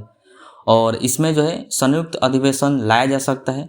संयुक्त अधिवेशन वित्त विधेयक में बुलाया जा सकता है, लेकिन धन विधेयक में संयुक्त अधिवेशन नहीं बुलाया जा सकता है। ठीक है, तो ये बातें इसमें आपको ध्यान रखना है। उसके बाद है आर्टिकल 112, सबसे इम्पोर्टेंट है। इसमें बजट की चर्चा किया गया है। और बजट का मतलब आप जानते हैं कि आगामी एक साल में क्या क्या खर्च होने वाला है, कहाँ से कितना पैसा सरकार कमाएगी, कितना खर्च करेगी, उसकी जानकारी होती है, उसी को बजट कहा जाता है। और ये एक साल के लिए होता है। हमेशा ध्यान रखिएगा कि ये लोकसभा में 1 फरवरी को पेश किया जाता है। ये भी पूछा जाता है, ध्यान रखना है। और इसको प्रस्तुत कौन करते हैं, तो राष्ट्रपति प्रस्तुत करते हैं। लेकिन आप ये नहीं देखोगे कभी भी कि राष्ट्रपति प्रस्तुत करते हैं, कि हमारे संविधान में लिखा गया है कि राष्ट्रपति प्रस्तुत करेंगे, लेकिन राष्ट्रपति करते नहीं है, वो वित्त मंत्री से प्रस्तुत कराते हैं बजट को। ठीक है, और यह 1 अप्रैल से लेकर 31 मार्च तक के लिए होता है बजट। मतलब 1 फरवरी को पेश होगा तो ये 1 अप्रैल से लागू होगा और 31 मार्च तक, यानी 1 साल तक चलेगा बजट। ठीक है, अब देखिए बजट जो है 3 प्रकार का होता है, आम बजट, अंतरिम बजट, लेखानुदान बजट। आम बजट जो है ये पूरे साल के लिए होता है, जो 1 अप्रैल से लेकर 31 मार्च तक होता है। अंतरिम बजट चुनावी साल में लाया जाता है। और लेखानुदान बजट जो है कोई भी काम को अगर जल्दी कराना है, जल्दी पैसा की आवश्यकता है, तो लेखानुदान बजट जो है पेश किया जाता है। और इसकी चर्चा आर्टिकल 116 में किया गया है, यह ध्यान रखिएगा। ठीक है, तो ये सभी बातें आपको इसमें ध्यान रखना है। उसके बाद देखिए आर्टिकल 121 है। इसमें है कि न्यायाधीशों के आचरण पर संसद में चर्चा नहीं होगी। मतलब सुप्रीम कोर्ट या फिर हाई कोर्ट के जज क्या कर रहे हैं, कौन सी फैसला सुना रहे हैं, इसकी चर्चा जो है संसद में नहीं किया जाएगा। वही आर्टिकल 122 में कह दिया गया है कि सांसदों के आचरण पर न्यायालय में चर्चा नहीं होगी। मतलब लोकसभा राज्यसभा के सांसद क्या कर रहे हैं, इसकी चर्चा जो है न्यायालय में कोई जज नहीं करेगा। ये दोनों जो है आपस में निपटा लिए हैं आर्टिकल 121 और आर्टिकल 122 में। ठीक है, उसके बाद देखिए आर्टिकल 118 में संसदीय समिति की चर्चा है। और ये इंपॉर्टेंट है, इनसे बहुत ज़्यादा प्रश्न पूछा जाता है, तो ध्यान रखिएगा। पहले ही यही पूछा जाएगा कि संसदीय समिति की चर्चा किस आर्टिकल में है, तो आर्टिकल 118 में है। ठीक है, अब देखिए हमारे संविधान में 2 तरह के संसदीय समिति है, एक है अस्थाई और दूसरा है तदर्थ समिति। इसी को अस्थाई कहा जाता है। अस्थायी समिति का काम है कि संसद में जो भी मामला आता है, लोकसभा राज्यसभा में जो भी मामला आता है उसकी जांच करने का काम जो है अस्थायी समिति का होता है। और इसका कार्यकाल जो है 1 वर्ष का होता है। मतलब जो भी अस्थायी समिति का गठन किया जाएगा उसका कार्यकाल 1 वर्ष का होगा। वही जो तदर्थ समिति होता है यानी अस्थायी समिति, इसका कार्यकाल फिक्स नहीं होता है और इसका काम है कि आवश्यकता पड़ने पर ही तदर्थ समिति का गठन किया जाता है। जैसे कोई घोटाला हो गया तो घोटाला हर बार नहीं होगा, कभी कभार हो जाएगा घोटाला, तो जब घोटाला होगा तब जाके तदर्थ समिति का गठन किया जाएगा और इसका कार्यकाल फिक्स नहीं होता है कि कब तक, क्योंकि जांच करने में समय लग सकता है और कोई फिक्स टाइम नहीं है, इसीलिए इसका भी कार्यकाल फिक्स नहीं होता है। अस्थायी समिति का कार्यकाल फिक्स है, इनका जो है कार्यकाल 1 वर्ष का होता है, ये ध्यान रखिएगा। ठीक है, अब देखिए अस्थायी समिति में 3 जो है प्रमुख समितियां हैं। एक है प्राक्कलन समिति, दूसरा लोक लेखा समिति और तीसरा सार्वजनिक उपक्रम की समिति। तीनों से बहुत ज़्यादा प्रश्न पूछा जाता है। जो प्राक्कलन समिति है यह सबसे बड़ी समिति है अस्थायी समिति में, क्योंकि इसमें कुल जो है 30 सदस्य होते हैं और 30 सदस्य जो है लोकसभा से ही होते हैं, यह ध्यान रखना है। और लोकसभा से कौन होंगे? जो सांसद होंगे वही होंगे। तो लोकसभा से 30 सदस्य होते हैं प्राक्कलन में और ये सबसे बड़ी समिति होती है। इसका काम क्या है? तो बजट में खर्च की जांच करना। जो सरकार के द्वारा बजट पेश किया जाता है, तो जब बजट पेश करते हैं तो उसमें खर्चे बताते हैं कि साल भर के अंदर कितना खर्च होगा, कितना कमाएंगे, तो उन्हीं की जांच करना जो है प्राक्कलन समिति का काम होता है। अब हर साल बजट पेश होगा तो हर साल तो इसका गठन करेंगे नहीं, इसलिए परमानेंट गठन हुआ रहता है अस्थायी समिति का, इसलिए अस्थायी समिति कहा जाता है इसको। ठीक है, उसके बाद लोक लेखा समिति, इसका काम है सीएजी की रिपोर्ट की जांच करना। कंप्ट्रोलर एंड ऑडिटर जनरल जो सीएजी होता है उसके जो रिपोर्ट वो पेश करता है सरकार का, उसका जांच करता है लोक लेखा समिति। उसके बाद सार्वजनिक उपक्रम की समिति, यह जो है सरकारी कंपनियों की जांच करता है, जितने भी सरकारी कंपनी है उन सब का, कि यह अच्छे से काम कर रहे हैं कि नहीं कर रहे हैं, तो ये सार्वजनिक उपक्रम समिति का काम होता है। ठीक है, तो ये संसदीय समिति में जो है इन सभी बातों को आप लोग ध्यान रखिएगा। अब देखिए इससे संबंधित एक प्रश्न है, आपको जो है इसका उत्तर बताना है कि लोक लेखा समिति का मुख्य कार्य क्या है। आप इन चारों ऑप्शन में से आप बता सकते हैं कि कौन सा कार्य है। उसके बाद आर्टिकल है आर्टिकल 123, इसमें है राष्ट्रपति का अध्यादेश। राष्ट्रपति का अध्यादेश क्या है कि जब संसद का सत्र नहीं चल रहा होता है तो राष्ट्रपति जो है अस्थायी कानून बनाते हैं, उसी को राष्ट्रपति का अध्यादेश कहा जाता है। जैसे इसके पहले हम लोग पढ़े कि संसद का 3 सत्र होता है, अगर तीनों सत्र में से कोई भी सत्र नहीं चल रहा है और देश में किसी मुद्दे पर कानून बनाना बहुत जरूरी है तो राष्ट्रपति जो है उस मुद्दे पर अस्थायी कानून बना देते हैं ताकि सभी चीज़ें जो है कंट्रोल रहे, तो उसी को राष्ट्रपति का अध्यादेश कहते हैं। और इसकी अवधि जो है 6 माह के होता है, क्योंकि हम लोग पढ़े कि 2 सत्रों के बीच 6 माह का अंतर होता है, तो 6 माह के बाद जो है कोई ना कोई सत्र चालू हो जाएगा तो फिर जो है कानून लाया जा सकता है, तो इसीलिए अध्यादेश जो है इसका अवधि जो है 6 माह होता है, ये ध्यान रखिएगा। ठीक है, उसके बाद है आर्टिकल 124, इसमें सुप्रीम कोर्ट के गठन की चर्चा है कि भारत में एक सुप्रीम कोर्ट का गठन किया जाएगा, एक सुप्रीम कोर्ट होगा। सुप्रीम कोर्ट में आपको पता है कि 34 जज होते हैं, 33 जो है अन्य जज होते हैं और एक सीजीआई होता है, चीफ जस्टिस ऑफ इंडिया। ठीक है, और जजों की नियुक्ति किसके द्वारा होती है? तो राष्ट्रपति के द्वारा होती है, कोलोजियम से।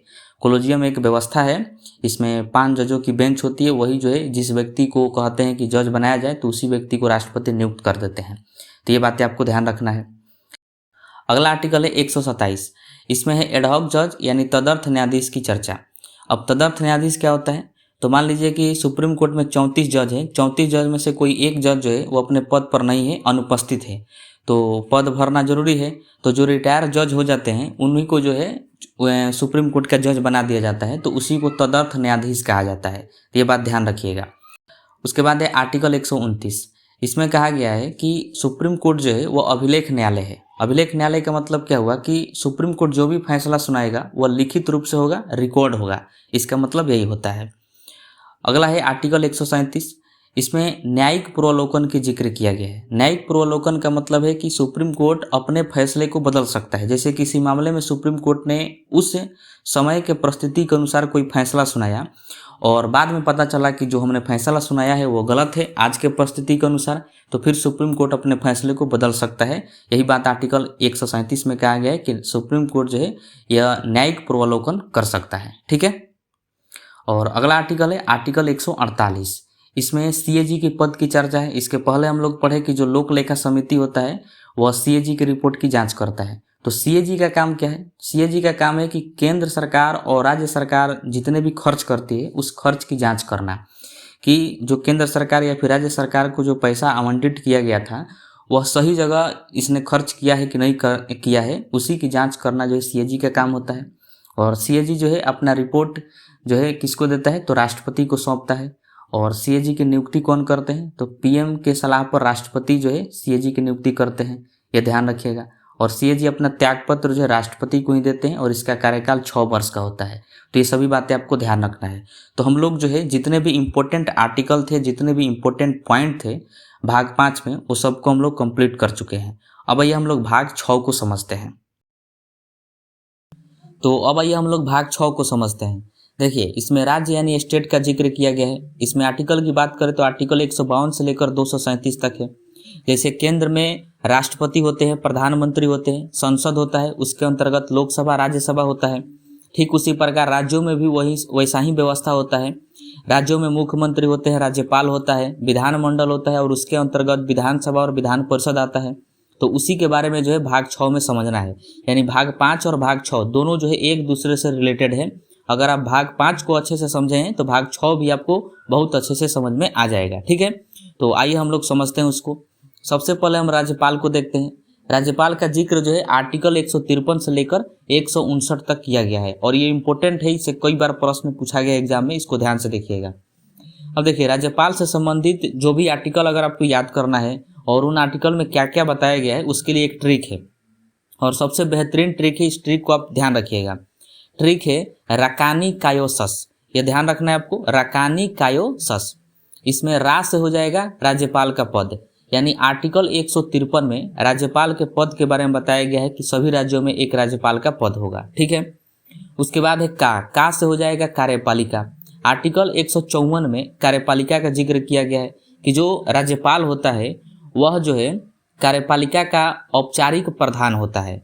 कार्यपालिका कैसा होता है, औपचारिक प्रधान। जैसे याद करिए, राष्ट्रपति जो है वह भी क्या होता था, मंत्रिपरिषद का औपचारिक प्रधान होता था। तो ठीक उसी प्रकार राज्यपाल भी औपचारिक प्रधान होता है कार्यपालिका का। ठीक है, उसके बाद नी से हो जाएगा नियुक्ति। आर्टिकल 155 में राज्यपाल की नियुक्ति के बारे में बताया गया है और राज्यपाल की नियुक्ति जो है वह राष्ट्रपति करते हैं। जितने भी राज्य हैं और जितने राज्यों में जितने राज्यपाल हैं उन सब की नियुक्ति राष्ट्रपति के द्वारा की जाती है, ये बात ध्यान रखिएगा। उसके बाद है का से हो जाएगा कार्यकाल। आर्टिकल 156 में राज्यपाल के कार्यकाल का जिक्र किया गया है और राज्यपाल का कार्यकाल जो है वो 5 वर्ष का होता है। हम ये भी कह सकते हैं कि उसका कार्यकाल फिक्स भी नहीं होता है, जब चाहे तब उसको राष्ट्रपति हटा सकते हैं, क्योंकि राष्ट्रपति के इच्छा अनुसार होता है राज्यपाल, क्योंकि राष्ट्रपति ही उसको नियुक्त करते हैं, तो जब चाहे तब हटा सकते हैं। यही बात आर्टिकल 156 में कहा गया, ध्यान रखिएगा। उसके बाद यो से हो जाएगा योग्यता। आर्टिकल 157 में राज्यपाल की योग्यता बताया गया है। अब योग्यता वही है कि भारत का नागरिक होना चाहिए। उसके बाद 35 वर्ष आयु होना चाहिए। 35 वर्ष से अधिक हो सकता है लेकिन कम नहीं होना चाहिए। उसके बाद योग्यता में है कि जिस राज्य का राज्यपाल बनना है उस राज्य का निवासी नहीं होना चाहिए। जैसे बिहार के जो राज्यपाल है वो बिहार के निवासी नहीं है, उत्तर प्रदेश के जो राज्यपाल हैं उत्तर प्रदेश के निवासी नहीं है। मतलब जिस राज्य का राज्यपाल बनाया जाता है जिस व्यक्ति को, वह उस राज्य का निवासी नहीं होता है, यह भी आप ध्यान रखना है। उसके बाद जो है उससे होता है शर्त। आर्टिकल 158 में शर्त दिया गया है। शर्त क्या है कि किसी भी विधानमंडल का सदस्य नहीं होना चाहिए। विधानमंडल में विधान परिषद और विधानसभा दोनों आता है, इन दोनों में से किसी का भी सदस्य नहीं होगा, वही व्यक्ति जो है उस राज्य का राज्यपाल बनेगा। ये बात आर्टिकल 158 में कहा गया है शर्त के रूप में। उसके बाद जो लास्ट वाला है उससे होता है शपथ। आर्टिकल 159 में शपथ की चर्चा किया गया है कि राज्यपाल को शपथ कौन दिलाता है। तो जो उस राज्य का हाई कोर्ट होता है, उस हाई कोर्ट में जो मुख्य न्यायाधीश है यानी सबसे बड़ा वाला जज, वही जो है राज्यपाल को शपथ दिलाता है। तो ये बात ध्यान रखिएगा। अगर कहे राष्ट्रपति को शपथ कौन दिलाता है तो सीजीआई दिलाते हैं, लेकिन राज्यपाल को शपथ कौन दिलाते हैं तो उस राज्य का जो हाई कोर्ट होगा उसका मुख्य न्यायाधीश राज्यपाल को शपथ दिलाते हैं। ठीक है, तो ये राज्यपाल से संबंधित जो है ये ट्रिक के माध्यम से आप सभी को याद रखना है। ठीक है, उसके बाद आर्टिकल है आर्टिकल 165। इसमें जो है महाधिवक्ता का जिक्र है यानी एडवोकेट जनरल का, और इसका काम क्या होता है तो ये राज्य सरकार को कानूनी सलाहकार देता है। जैसे हम लोग भाग 5 में पढ़े थे महान्यायवादी के बारे में यानी अटॉर्नी जनरल के बारे में, तो वह क्या करता था, केंद्र सरकार का प्रथम विधि अधिकारी था, वह केंद्र सरकार को कानूनी सलाह देता था। तो ठीक उसी प्रकार राज्यों में भी महाधिवक्ता होता है, एडवोकेट जनरल। यह भी जो है राज्य सरकार को ही कानूनी सलाहकार देता है। उसमें हम लोग पढ़े थे कि महान्यायवादी का नियुक्ति कौन करते हैं, तो राष्ट्रपति करते हैं। तो यहाँ पर महान्यायवादी की नियुक्ति कौन करेंगे, राज्यपाल करेंगे। ये बातें आपको ध्यान रखना है। उसके बाद है आर्टिकल 168, इसमें जो है विधानमंडल की चर्चा है। अब देखिए, विधानमंडल कोई भवन वन नहीं होता है, विधानमंडल ये नाम है। इसके अंतर्गत जो है दो चीजें आता है, एक आता है विधानसभा और एक आता है विधान परिषद। तो विधानसभा की चर्चा जो है आर्टिकल 170 में है और विधान परिषद की चर्चा आर्टिकल 171 में है। और इन दोनों में अंतर वही अंतर होगा जो हम लोग लोकसभा और राज्यसभा में अंतर को समझे थे। ठीक है, तो ये बातें आपको ध्यान रखना है कि विधानसभा की चर्चा 170 में, विधान परिषद की चर्चा 171 में। ये इंपॉर्टेंट है, पूछा जाएगा। उसके बाद है आर्टिकल 202, इसमें राज्य का बजट है। जैसे हम लोग केंद्र सरकार के बजट के बारे में पढ़े थे, ठीक उसी प्रकार ये भी वही बजट है। राज्य सरकार भी अपना 1 साल का बजट प्रस्तुत करती है। कहाँ पर प्रस्तुत करती है, तो विधानसभा में प्रस्तुत करती है। तो ये बातें आप लोग ध्यान रखिएगा। और इसमें जो विधानमंडल होता है, यानी जो विधानसभा होता है, उसमें भी 3 सत्र होता है। जैसे हम लोग उसमें पढ़े थे कि बजट सत्र होता था, मानसून सत्र, शीतकालीन सत्र। तो ठीक उसी प्रकार राज्यों का जो विधानमंडल है उसमें भी 3 सत्र देखने को मिलते हैं। तो दोनों जो है सेम एक दूसरे से क्या है, रिलेटेड है। तो आपको अगर भाग 5 अच्छे से समझ में आया है तो भाग 6 भी आप अच्छे से इसको याद कर सकते हैं। उसके बाद है आर्टिकल 213, इसमें राज्यपाल का अध्यादेश है। जैसे याद करिए, हम लोग राष्ट्रपति का अध्यादेश के बारे में पढ़े थे, तो मैंने आपको बताया था कि अगर संसद का सत्र नहीं चल रहा है तो और कोई कानून लाना अनिवार्य है देश के अंदर, तो राष्ट्रपति जो है कुछ समय के लिए कानून बनाते हैं, उसी को अध्यादेश कहते हैं। ठीक उसी प्रकार आर्टिकल 213 में राज्यपाल का अध्यादेश है। यानी अगर राज्यों में कोई भी सत्र नहीं चल रहा है तो राज्यपाल जो है अस्थायी कानून लाते हैं, तो उसी को राज्यपाल का अध्यादेश कहा जाता है। उसके बाद है आर्टिकल 214, इसमें जो है हाई कोर्ट के गठन की चर्चा है। सभी राज्यों में हाई कोर्ट होता है, पूरे भारत में जो है कुल 25 हाई कोर्ट हैं। तो इसमें आर्टिकल 214 में कहा गया है कि भारत में जितने भी राज्य हैं सभी में हाई कोर्ट की स्थापना करना अनिवार्य है। इस बात को ध्यान रखिएगा। उसके बाद है आर्टिकल 216, इसके तहत हाई कोर्ट जो है 5 प्रकार का रिट जारी करता है। जैसे हम लोग आर्टिकल 32 में पढ़े थे, तो 32 के अनुसार जो सुप्रीम कोर्ट है, अगर मूल अधिकार का हनन होता है, ओनली फॉर मूल अधिकार, तो उसके तहत जो है सुप्रीम कोर्ट 5 प्रकार के रिट जारी करता था। तो ठीक उसी प्रकार जो राज्यों में हाई कोर्ट होता है वह भी आर्टिकल 216 के तहत 5 प्रकार के रिट जारी करता है। लेकिन ये ध्यान रखिएगा, जो राज्यों का हाई कोर्ट है यह किसी भी मामले पर 5 प्रकार के रिट जारी कर सकता है, लेकिन जो सुप्रीम कोर्ट है वह केवल मूल अधिकार का हनन होगा तभी वह 5 प्रकार के रिट जारी करेगा। ये अंतर आपको समझना जरूरी है, क्योंकि ये पूछा जाता है। ठीक है, अब देखिए, अगर आप जो है भाग 6 तक पूरे अच्छे तरीका से कंप्लीट कर लेते हैं, अच्छे तरीका से उसको समझ लेते हैं, तो समझिए कि आपका 80% पॉलिटी जो है कंप्लीट हो गया। क्योंकि देखा जाता है कि सबसे ज़्यादा प्रश्न जो है भाग 1 से लेकर भाग 6 तक के बीच में ही प्रश्न पूछा जाता है। इसीलिए कहा जाता है कि अगर आप भाग 1 से लेकर 6 तक पूरे अच्छे तरीका से कंप्लीट कर लिए हैं, याद कर लिए हैं, समझ लिए हैं उसको, तो आपका 80% पॉलिटी जो है कंप्लीट हो जाता है, क्योंकि सबसे ज़्यादा उसी से पूछा जाता है। बाकी जो 20% बच गया वह उसके बाद जो है ऊपरवार सब पूछ लिया जाता है इधर उधर से। जैसे आपको ध्यान रखना है कि भाग 7 जो है वह उसको निरस्त कर दिया गया है संविधान से, उसको खत्म कर दिया गया है। ठीक है, अब बचा भाग 8। भाग 8 में ध्यान रखना है केंद्र शासित प्रदेश का जिक्र किया गया है, यानी यूनियन टेरेटरीज का। इसमें आर्टिकल 239 से लेकर 242 तक है। और यह भी ध्यान रखना है कि वर्तमान भारत में कुल 8 केंद्र शासित प्रदेश हैं। ठीक है, उसके बाद है भाग 9। भाग 9 में पंचायत का जिक्र किया गया है, जो राज्यों में पंचायत होता है उसका। इसमें मात्र एक ही आर्टिकल है, आर्टिकल 243। तो आपसे पूछा जाए कि पंचायत का जिक्र किस में है, तो आर्टिकल 243 में है और भाग 9 में है। इसका एक और उपखंड है भाग 9 का क, उसमें जो है नगरपालिका का जिक्र किया गया है। और इसमें आर्टिकल 243 से क ख ग ऐसे करके इसमें आर्टिकल जोड़े गए हैं। तो ये ध्यान रखिएगा। ऐसे पूछा जाता है कि नगरपालिका का जिक्र किस में है, तो भाग 9 के क में है। पंचायत का जिक्र किस में है, तो भाग 9 में है। ठीक है, ये बातें आप लोग ध्यान रखिएगा। उसके बाद है भाग 10। भाग 10 में जो है एक ही आर्टिकल है, आर्टिकल 244, और इसमें जो है SC/ST के प्रशासन का जिक्र किया गया है, ये आपको ध्यान रखना है। उसके बाद भाग 11 है, इसमें आर्टिकल 245 से लेकर 263 तक दिया गया है, और इसमें केंद्र और राज्य संबंध बताए गए हैं। और इसमें जो है आपको एक आर्टिकल ध्यान रखना है, ये पूछा गया है कि आर्टिकल 263, इसमें क्या है तो अंतर्राज्यीय परिषद के बारे में बताया गया है। यानी अगर दो राज्यों के बीच अगर किसी तरह का विवाद हो जाता है तो उसका निपटारा जो है करने के लिए एक गठन किया जाता है और उसी गठन को जो है अंतर्राष्ट्रीय परिषद के नाम से जाना जाता है। तो ध्यान रखना है, पूछा जाएगा कि दो राज्यों के बीच अगर कोई विवाद होता है तो उस विवाद से निपटने के लिए कौन सी परिषद की गठन किया जाता है, तो अंतर्राज्यीय परिषद का गठन किया जाता है। और उसका जिक्र किस आर्टिकल में है, तो आर्टिकल 263 में। ठीक है। उसके बाद है भाग 12। भाग 12 में जो है आर्टिकल 264 से लेकर 300 तक दिया गया है और भाग 12 में वित्त संपत्ति संविदा यानी टैक्स की चर्चा किया गया। बहुत इंपॉर्टेंट है ये, पूछा जा सकता है कि टैक्स की चर्चा किस भाग में किया गया है, तो भाग 12 में किया गया है। और इसमें जो है आपको 3 आर्टिकल इंपॉर्टेंट है, तीनों को आपको ध्यान रखना है। सबसे पहले आर्टिकल 267, इसमें क्या है तो आकस्मिक निधि की चर्चा है। आकस्मिक निधि का मतलब क्या होता है, जैसे देश में कोई अचानक कोई बड़ा मुसीबत आ जाए और उसमें जो है अत्यधिक खर्च की आवश्यकता हो तो उतना धन अचानक आएगा कहाँ से, तो आकस्मिक निधि में उतना पैसा जो है पहले से स्टॉक रखा जाता है।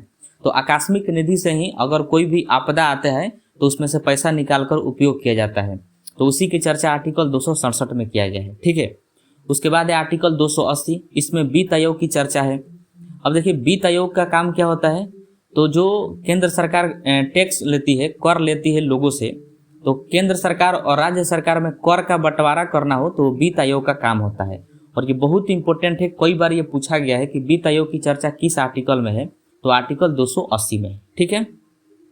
उसके बाद देखिए आर्टिकल 300 क है, 300 का क, इसमें संपत्ति का अधिकार है। याद करिए कि जब हम लोग आर्टिकल 19 पढ़े थे तो आर्टिकल 19 का एफ जो हम बताए थे उसमें मैंने आपको बताया था कि संपत्ति का अधिकार था, लेकिन उसको मूल अधिकार से हटाकर कानूनी अधिकार बना दिया गया और उसको जो है आर्टिकल 300 के क में जोड़ दिया गया। तो ये संपत्ति का अधिकार पहले जो है वह मूल अधिकार था, लेकिन अब ये जो है संवैधानिक अधिकार हो गया है, कानूनी अधिकार हो गया आर्टिकल 300 का क में संपत्ति का अधिकार। ठीक है। उसके बाद है भाग 13। भाग 13 में ध्यान रखना है कि भारत में व्यापार वाणिज्य की चर्चा जो है भाग 13 में किया गया, मतलब व्यापार से संबंधित जो भी नियम कानून है इन सब के बारे में इसमें बताया गया है। उसके बाद है भाग 14। भाग 14 में जो है संघ एवं राज्य लोक सेवा आयोग की चर्चा किया गया है और आर्टिकल की बात करें तो आर्टिकल 308 से लेकर 323 तक दिया गया है। इसमें आपको एक पॉइंट ध्यान रखना है कि भारत में पहली बार सिविल सेवा की परीक्षा जो है 1922 में इलाहाबाद में किया गया था। ये इंपॉर्टेंट पॉइंट है। और इसमें आपको एक आर्टिकल भी ध्यान रखना है, आर्टिकल 315। इसमें यूपीएससी का और जितने भी पीसीएस है उन सब की चर्चा जो है आर्टिकल 315 में किया गया है। आपसे पूछा जा सकता है कि यूपीएससी की चर्चा किस आर्टिकल में है, तो आर्टिकल 315 में है। ठीक है।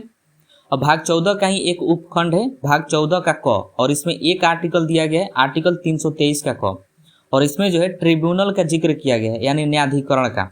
अब देखिए ट्रिब्यूनल क्या होता है, तो अगर देश के अंदर कोई मतलब गंभीर मुद्दे पर विवाद हो जाता है, बहुत बड़ा विवाद हो जाता है, तो उसको सामान्य कोर्ट में नहीं भेजते हैं, जैसे सुप्रीम कोर्ट, हाई कोर्ट में नहीं भेजते हैं। क्यों नहीं भेजते हैं, क्योंकि उसमें सुनवाई होने में बहुत अधिक समय लग जाएगा, 10 साल 15 साल लग जाता है, और जबकि मुद्दा जो है बहुत गंभीर है, तो उसके लिए ट्रिब्यूनल का गठन किया जाता है। और ट्रिब्यूनल में जो है जितने भी रिटायर जज होते हैं वही सब जज इसमें बैठते हैं और बहुत ही वरिष्ठ होते हैं। तो ये मान लीजिए कि एक अलग से कोर्ट होता है जो त्वरित निपटारा करता है किसी भी विवाद का। जैसे मान लीजिए पर्यावरण को लेकर विवाद हो जाएगा, और पर्यावरण जो है गंभीर मुद्दा है, इस पर तुरंत फैसला चाहिए, तो सामान्य कोर्ट में भेजेंगे तो उसमें सुनवाई होने में बहुत समय लग जाएगा। तो इसलिए ट्रिब्यूनल का गठन करेंगे और उस मुद्दे पर तुरंत सुनवाई करेंगे, और जो भी फैसला होगा, उचित फैसला होगा, वो दिया जाएगा। तो इसमें रिटायर जज होते हैं, ध्यान रखना है आपको। त्वरित विवाद निपटारा के लिए ट्रिब्यूनल का गठन किया जाता है और इसकी चर्चा आर्टिकल 323 के क में किया गया है। अब आइए हम लोग भाग 15 को समझते हैं। देखिए भाग 15 में जो है निर्वाचन यानी चुनाव आयोग की चर्चा किया गया है। उसी को निर्वाचन आयोग कहिए या फिर चुनाव आयोग कहिए। इसमें आर्टिकल 324 से लेकर 329 तक दिया गया है। इसमें एक आर्टिकल आप लोग ध्यान रखिएगा, आर्टिकल 324, इसमें चुनाव आयोग की चर्चा है, यानी निर्वाचन आयोग की चर्चा। आपसे पूछा जा सकता है कि निर्वाचन आयोग का गठन कब किया गया था, तो 25 जनवरी 1950 को किया गया था। ठीक है। उसके बाद है भाग 16। इसमें जो है आर्टिकल 330 से लेकर 342 तक है। इसमें कुछ आर्टिकल आपको ध्यान रखना है, जैसे आर्टिकल 331। इसमें क्या है कि लोकसभा में एंग्लो इंडियन की चर्चा है। जैसे लोकसभा में पहले एंग्लो इंडियन होते थे, अब जो है इसको खत्म कर दिया गया है। उसके बाद है आर्टिकल 332, इसमें विधानसभा में SC ST के सीटों के लिए आरक्षण का प्रावधान है। मतलब जो राज्यों में विधानसभा होता है तो उसमें जितने भी सीट होते हैं उसमें से कुछ आरक्षित सीट होते हैं SC ST के लिए, तो उसी की चर्चा आर्टिकल 332 में किया गया है। अगला है आर्टिकल 334, इसमें लोकसभा में SC ST के सीटों के लिए आरक्षण का प्रावधान है। यानी जो केंद्र में लोकसभा होता है उसमें भी SC ST के लिए सीट आरक्षित किया गया है। उसके बाद है आर्टिकल 338, इसमें SC आयोग का गठन है। SC का मतलब हुआ शेड्यूल कास्ट, जो शेड्यूल कास्ट है उसके लिए आयोग का गठन किया गया है आर्टिकल 338 में। अब देखिए SC आयोग का गठन कब किया गया था, तो 65वां संविधान संशोधन 1990 में किया गया था और इसमें जो है कुल 7 सदस्य होते हैं। और SC आयोग का काम क्या होता है, तो जो शेड्यूल कास्ट के लोग हैं उनके अधिकारों की जांच करना इस आयोग का काम होता है कि जो अधिकार संविधान के द्वारा SC को मिला है वो अधिकार मिल रहा है कि नहीं मिल रहा है, धरातल पर है कि नहीं है, उसकी जांच करता है SC आयोग। ये बात आपको ध्यान रखना है। वही आर्टिकल 338 के क में ST आयोग के गठन की चर्चा किया गया है। ST आयोग का मतलब शेड्यूल ट्राइब्स, और इसका गठन जो है 89वां संविधान संशोधन 2003 में किया गया और इसमें जो है 5 सदस्य होते हैं। और ST आयोग का भी काम वही है कि जितने भी शेड्यूल ट्राइब्स हैं उनके अधिकार मिल रहे हैं कि नहीं मिल रहे हैं उसके जांच करना। तो ये दोनों आपको ध्यान रखना इंपॉर्टेंट है, ये पूछा जाता है। उसके बाद है आर्टिकल 340, इसमें पिछड़ा वर्ग आयोग यानी OBC की चर्चा किया गया है। अब आपको एक पॉइंट इसमें ध्यान रखना है कि OBC को कितना % आरक्षण मिलता है, तो 27% आरक्षण मिलता है केंद्र में। हालांकि राज्यों में जो OBC को बहुत भागों में बांट दिया गया है, लेकिन केंद्र में जो OBC है और OBC को 27% आरक्षण मिलता है। और 27% आरक्षण लागू करने वाला आयोग कौन सा है, तो मंडल आयोग है। तो ये आपको ध्यान रखना है। अब ये हम लोग भाग 17 और 18 को समझते हैं। देखिए भाग 17 में राजभाषा की चर्चा है। डायरेक्ट आपसे पूछा जा सकता है कि राजभाषा की चर्चा किस भाग में है, तो भाग 17 में है। आर्टिकल 343 से लेकर 351 तक इसमें दिया गया है। 343 आर्टिकल आप ध्यान रखिएगा, इसमें संघ की राजभाषा हिंदी को घोषित किया गया है कि जो संघ है यानी केंद्र सरकार है उसकी राज्य भाषा जो है हिंदी होगा। ये बात जो है आर्टिकल 343 में कहा गया है। 351 में कहा गया है कि हिंदी भाषा का विकास करना सरकार का कर्तव्य है। मतलब हिंदी भाषा का सरकार जो है विकास करेगी, ये उसका कर्तव्य बताया गया है। लेकिन ऐसा वर्तमान समय में तो होता नहीं है। हिंदी भाषा की चर्चा अगर पूछा जाए कि किस अनुसूची में है, तो 8वीं अनुसूची में है, ये भी आपको ध्यान रखना है। उसके बाद है भाग 18। अब देखिए भाग 18 में आपातकाल का जिक्र है। यह भी डायरेक्ट पूछा जाता है कि आपातकाल का जिक्र किस भाग में है, तो भाग 18 में है। 352 से लेकर 360 तक आर्टिकल इसमें दिए गए हैं और इसमें 3 आर्टिकल आपको इंपॉर्टेंट ध्यान रखना है। आर्टिकल 352 में राष्ट्रीय आपात की चर्चा है। आर्टिकल 356 में राजकीय आपात या फिर इसी को राष्ट्रपति शासन कहते हैं, इसकी चर्चा किया गया है। आर्टिकल 360 में वित्तीय आपात की चर्चा है। अब देखिए राष्ट्रीय आपात पूरे देश में लगता है। अगर पूरे देश में किसी बात को लेकर विवाद हो जाए या फिर कोई भी विपत्ति आ जाए तो राष्ट्रीय आपात लगाते हैं। अगर स्पेशली कोनो राज्य में ऐसा कोई विवाद हो जाता है तो राष्ट्रपति शासन लगता है। अगर पूरे देश में पैसा को लेकर फाइनेंशियल कंडीशन ठीक नहीं है तो फिर वित्तीय आपात लगाया जाता है। तो ये तीनों आर्टिकल आपको ध्यान रखना है।